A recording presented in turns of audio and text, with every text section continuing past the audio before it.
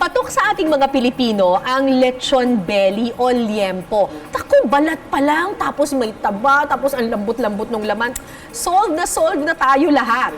Pero paano kung sabihin ko sa inyo, pwede pang i-level up yan. Lagyan mo ng melted cheese at saka ng hamon. Panalong panalo. Sa Bulacan, ni-level up nila ang kanilang lechon belly, nilagyan ng melted cheese. Tikman na natin.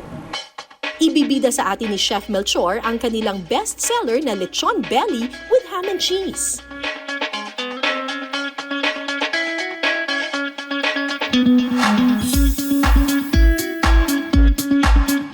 Ito na po siya ay 2 kilo po ang timbang nito. Ang una po natin gagawin dito, ito po ay nakaready na. Tanggalan natin yung bones niya.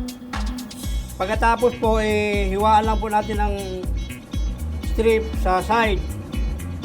And then, susunod po natin gagawin ay ilagay po natin yung ham. Sumunod po, ilagay po natin ang cheese. 2021 nang magsimula ang kainang ito sa Bulacan. Ang dating lechon belly, nilagyan nila ng twist na ham and cheese at pumatok naman sa customers. Kakaiba siya, ma'am, kasi kapag minarinate mo siya ng normal lang, hindi mo malasahan yung linamnam. Kaya ito po i-try namin at nakita naman namin yung improvement. Cheddar cheese ang gamit ni Chef Melchor sa recipe na ito. Perfect daw ang lasa nito kapares ng lechon belly at ham. Ayan po, nalagay na po natin ang ham and cheese. Susunod po natin ang ating seasoning. Ibubudbud lang po natin ito. Sunod na irorolyo ang lechon belly. Ang narolyong lechon belly isasalang na sa oven for 1 hour and 45 minutes.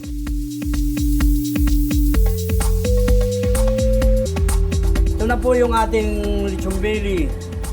Pagkatapos ng halos 2 oras, ready na ang ating lechon belly with ham and cheese.